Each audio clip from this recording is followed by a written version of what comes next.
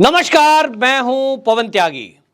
गुजरात में मोरवी के झूलते पुल पर जो दुर्घटना हुई है उससे पूरे देश में दुख है, शोक की लहर है। हमारे देश में इस तरह से हंसते खेलते बच्चे, युवा किस तरह से वो नदी में बहकर मृत्यु को प्राप्त हो गए, ये वाकई में बहुत दुखद हादसा था। और इस हादसे को लेकर सरकार ने जो संवेदनशीलता दिखाई है, तुरंत राहत और बचाव कार्य हुए हैं, उससे लेकर जनता का कहना तो यह है कि ठीक है, सरकार ने राहत दी है, लेकिन इस तरह के हादसे के पीछे क्या कोई साजिश है या इसके पीछे कोई सोची समझी षड्यंत्र की कुछ बू आ रही है।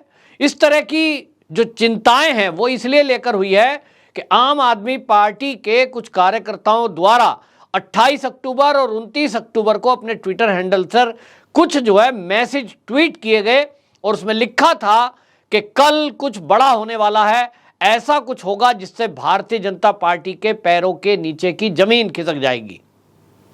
अब इस ट्वीट को लेकर के 5-6 लोगों को पुलिस ने गिरफ्तार किया है। गुजरात पुलिस ने भी इसकी न्यायिक जांच कराई है, बाकायदा इसके लिए एटीएस गठन करके ये जांच जो है एटीएस को दी गई है। अब ये इसीलिए दी गई कि जिस तरह के मैसेज और जो पुल है उसको हिलाते हुए कुछ युवक दिख रहे हैं, उसको लेकर के संशय है कि कहीं ना कहीं कोई साजिश भी हो सकती है। आपको यह भी बता दूं कि ट्विटर पर, सोशल मीडिया पर जब ये पहली वीडियो आई जिसमें कुछ बच्चे उस पुल को हिलाते हुए दिख रहे हैं, लात मारते दिख रहे हैं, मैं खुद ट्विटर अकाउंट पर, ट्विटर स्पेस पर था। वहां आम आदमी पार्टी और कांग्रेस के कुछ लोग इस दुर्घटना में भी राजनीति कर रहे थे और उसको ये कहकर झुठलाने की कोशिश कर रहे थे, साहब वो जो आप पुल को हिलाते हुए वाली वीडियो दिखा रहे हो ना, वो तो बहुत पुरानी है, वो तो 2020 की है। कोई कह रहा जलकुंभी वहां तो आज थी ही नहीं, वो तो क्लीन पानी था, जलकुंभी तो 2020 में थी। जबकि वहां जो मोरवी में जो चश्मदीद हैं, उन्होंने बाकायदा कई सैटेलाइट चैनल पर, नेशनल चैनल पर यह बयान दिया है कि हम सामने थे, हमारी आंखों के सामने यहां कुछ युवक इस पुल को हिलाने की कोशिश कर रहे थे और संख्या भी ज्यादा थी। इस पुल पर एक बार में 15 से 20 लोगों को भेजा जाता था। टिकट था बाकायदा, 17 रुपए एडल्ट के लिए, 12 रुपए बच्चे के लिए, और लोग केवल उस पुल के ऊपर जाते थे, हिलता हुआ झूलता हुआ पुल कहकर, और उसमें सेल्फी लेकर आते थे।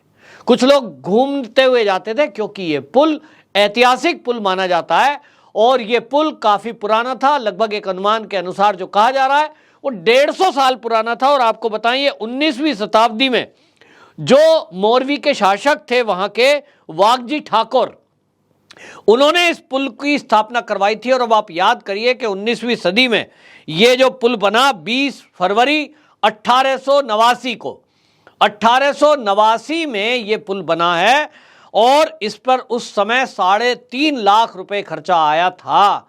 बात यह है कि 1889 ईस्वी में ये पुल बना, उस समय टेक्नोलॉजी, लोहा, रस्सी, ये सब विचार कैसे आया किसी के दिमाग में? तो बताया जा रहा है कि इसमें अंग्रेजों की मदद ली गई थी और उस टेक्नोलॉजी को इस्तेमाल किया गया था कि जिससे इस लोग जो है इसके आर पार निकल सकें। और जो वैसा पुल अगर बनाते कंक्रीट का या ईंटों से बना हुआ जैसा पुरातन आप पुल देखते हैं तो उसमें खर्चा कहीं ज़्यादा आता, लेकिन इसको इस तरह से बनाया गया कि लोग एक तरफ से दूसरी तरफ जा सके पैदल चलकर। और उस समय कोई जनसंख्या भी ज़्यादा नहीं थी, लेकिन बाद में इसको एक ऐतिहासिक धरोहर के रूप में रख दिया गया। और लोग यहाँ जब मोरवी में कोई घूमने जाते हैं तो एक टूरिस्ट प्लेस के रूप में डेवलप हुआ। और टूरिस्टों से आप पूछिए कि मोरवी में कौन कौन सी जगह घूमने की हैं, तो उनकी लिस्ट में ये झूलता हुआ पुल ये भी आता है जो मच्छू नदी पर ये बना हुआ है और लोग देखने जाते हैं।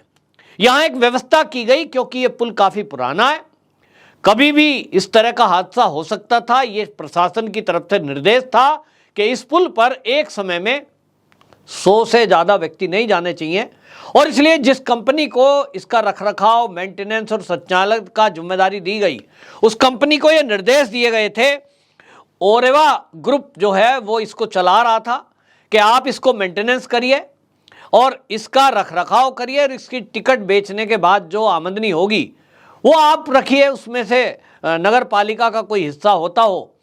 ये ऐसा कहा गया तो रखरखाव का तरीका दिया गया, लेकिन लोगों का कहना यह है कि ये 6 महीने से मेंटेनेंस के लिए बंद पड़ा था। जो लोग थे, जो टूरिस्ट थे और लोकल लोग थे, इस पर जाने के लिए उत्साहित थे और इसलिए अचानक 500 की भीड़ जो पहुंची है, ये वहां ओरेवा जो ग्रुप है उसका फेलियर है। मेंटेनेंस पूरा नहीं हुआ। मेंटेनेंस के नाम पर इसको कुछ दिन पहले खोला गया, तब क्या सारे चेकअप किए गए थे? जो क्वालिटी कंट्रोल के चेक होते हैं वो क्यों नहीं किए गए? सरकार को सूचित क्यों नहीं किया गया और भीड़ इतनी क्यों भेज दी गई? इसको लेकर आपको बता दें, जो ओरेवा ग्रुप के लोग हैं जिनको ये संचालन की जिम्मेदारी थी, उनको पुलिस ने गिरफ्तार किया है और अब गिरफ्तार करके वो जो मैं कह रहा हूं कि आम आदमी पार्टी के कुछ नेताओं के ट्वीट आए हैं, उस एंगल से पुलिस जांच कर रही है कि कहीं कोई किसी के कहने से ये हादसा होने के पीछे कोई षड्यंत्र तो नहीं है। ये 500 की भीड़ कैसे पहुंच गई? क्योंकि कभी जाती नहीं थी और एक व्यवस्था थी कि कितने लोगों को टिकट दिया गया, वो फिर सुरक्षा गार्ड भी उनको हटाने में आते थे और वो जब उतर जाएंगे तब अगला ग्रुप जाएगा। इस तरह से ग्रुप में लोगों को भेजा जाता था। तो ये हुआ क्या है, ये हुआ कैसे है, इसकी जांच की जा रही है। लेकिन आप देखेंगे कि जो मीडिया है वो किस तरह की बातें कर रहा है। मुझे देख के ताज्जुब है कि आप देखें कि पश्चिम बंगाल में दुर्गा मूर्ति के विसर्जन के समय एक नाव पलट गई थी, काफी लोग उसमें मारे गए। मृत्यु एक की हो, मृत्यु 100 की हो, दुखद है। लेकिन मीडिया का रोल आप देखते हैं, वो घटना किसी की ब्रेकिंग न्यूज नहीं बनी। यदा कदा बस छोटा सा एक नीचे लाइन चलाई कि नाव पलटने से इतने लोग मरे।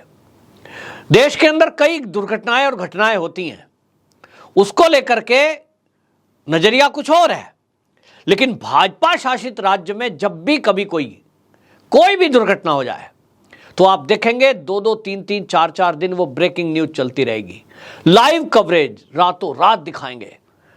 और आज तक के पत्रकार, मैं नाम लेकर कह रहा हूं, आज तक की क्लिप आप उठा लीजिए, वो पत्रकार पूरा ऐसा प्रस्तुत कर रहे थे जैसे इनसे बड़ा एक्सपर्ट पूरी दुनिया में कोई नहीं है। और अब ये जो जांच के लिए कमेटी बनाई गई है उससे भी बेहतरीन दिमाग रखते हैं। वो बता रहे थे, देखिए रस्सा इतना पतला है, ये देखिए इसमें जंग लगा हुआ है, ये जंग भी ध्यान। अब आप जो है ये सब चीजें बता रहे हैं, तो पत्रकारों का काम है कि इन्वेस्टिगेशन करें, वो टीम होती है। लेकिन फिर अन्य राज्य में आप क्यों नहीं जाते? दुर्घटना पूरे देश में कहीं भी होती है, तब आप इस तरह की इन्वेस्टिगेशन टीम को क्यों नहीं भेजते हो अपने चैनल की? केवल भाजपा शासित राज्यों में आपके अंदर दिमाग में कुछ फोबिया है क्या? मोदी फोबिया, बीजेपी फोबिया, मैं तो इसको कहता हूं कि भाजपा शासित राज्य में कोई एक सिंगल दुर्घटना हो जाए, सारा मीडिया और राजनीतिक दल गिद्ध की तरह दौड़ पड़ते हैं और बाकी जगह ये शांत हो जाते हैं। तो सवाल उठ रहा है, आखिरकार मैटर क्या है? तो आप सब तो समझते हैं मैटर क्या है। लेकिन दुर्घटना कहीं भी हो, कोई भी हो, मृत्यु किसी की भी हो, दुखद है। अगर इस तरह की दुर्घटनाएं देश में होती हैं, उसके लिए जो भी जिम्मेदार हैं उनके खिलाफ कार्रवाई होनी चाहिए। ये जो मृत्यु हुई है, जिनकी संख्या अब 150 के करीब बताई जा रही है, इसकी पूर्ति कोई नहीं कर सकता। हालांकि केंद्र सरकार और राज्य सरकार ने ये जो घोषणा की है कि वो जो है मृतकों को 6 लाख रुपए और घायलों को 1 लाख रुपए इलाज फ्री।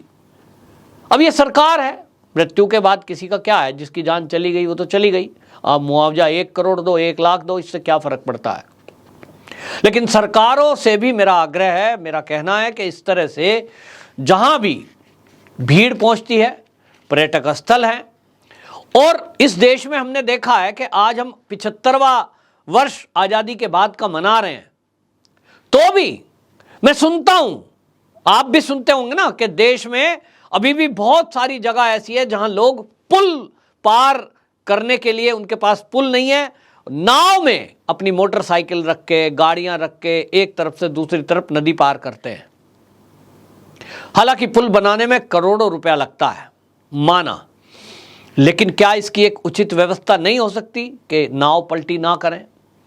नाव वालों के लिए कुछ रूल रेगुलेशन बनाए जाएं, उसको सख्ती से पालन करने के लिए कराने के लिए प्रशासन सख्त कानून बनाए, जिसकी जब मर्जी आती है जितने लोगों को भरता है पैसे कमाने की होड़ में। जिस तरह से मोरवी के पुल की घटना हुई है, ऐसे नाव पलटने से दुर्घटना होती है, और कई बार हम देखते हैं कि बसों की टक्कर, गाड़ियों की टक्कर, उसमें जो मौतें होती हैं इसी का कारण है। बस में अनाधुन सवारियों को ठूंस देंगे, और फिर जब होता है तो क्या होता है, बाद में जांच होती है, बाद में कुछ नहीं होता। कुल मिलाकर ये घटना दुखद है।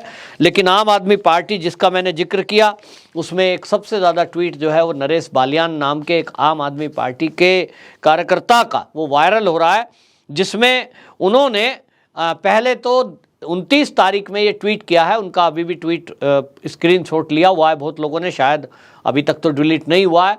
वो कह रहे हैं कि कुछ बड़ा होने वाला है, और जिस दिन ये घटना हुई है शाम के 6 बजे के लगभग, उसके तुरंत बाद जो इनका ट्वीट आया है वो भी संदेह के घेरे में आता है, और वो संदेह पैदा करता है। ये उस ट्वीट में जो छठ मनाने वाले भक्त हैं, छठ मैया के भक्त हैं, उनको टारगेट करने की कोशिश कर रहे हैं। यानी कहीं ना कहीं बिहार के लोगों को बदनाम करने की एक कोशिश इन लोगों ने की। आम आदमी पार्टी के ट्वीट में इन्होंने कहा कि जो पुल टूटा है उसमें 500 के करीब लोग पुल के ऊपर थे जो नदी में बह गए। अब ये इतना बड़ा झूठ है कि भैया वो छठ मनाने वाले नहीं थे। छठ का जो उपवास रखते हैं, जो व्रत करते हैं, वो महिलाएं होती हैं। बाकायदा उनके हाथ में टोकरी होती है, उसमें फल फूल मालाएं होती हैं, और वो पुल के ऊपर झूलने नहीं जाते। वो एक शांतिपूर्वक व्रत है और उसको करने के लिए जाते हैं। लेकिन इन्होंने छठ से उसको जोड़ा, यानी ये बताने की कोशिश कर रहे थे देश को कि बिहार के लोगों ने ये दुर्घटना को अंजाम दिया है। वो नहीं ज़्यादा संख्या में जाते, वो ना पुल को हिलाते तो ये दुर्घटना नहीं होती। ये किस तरह का चरित्र नेताओं का देश का है कि वो दुर्घटना में भी इस तरह की साजिश करने का काम करते हैं। दुर्घटना में भी गिद्ध की तरह, वो जैसे गिद्ध होती है ना, लाश देख कर आती है, ये इसी तरह से डेड बॉडी कहीं हुई, मृत्यु कहीं हुई, उसको देख कर आते हैं। तो ये दुखद है और इसकी जांच हो रही है। गुजरात सरकार इस जांच को करने के बाद निश्चित रूप से जो अगर इसके पीछे कोई षड्यंत्रकारी होंगे या दोषी होंगे, वो आप देखेंगे कि जेल के अंदर जाते दिखाई देंगे। लेकिन ये कुल मिलाकर दुखद है, और इस पर किसी प्रकार की राजनीति करना वो और ज़्यादा दुखद है। दुर्घटना है, इस दुर्घटना में सबको संवेदनशील रहना चाहिए, और जो पीड़ित परिवार हैं उनके प्रति संवेदना प्रकट करना चाहिए। आगे से ऐसी दुर्घटनाएं ना हो, इसके लिए सरकारों को और हम सबको भी मिलकर प्रयास करने चाहिए। वंदे मातरम।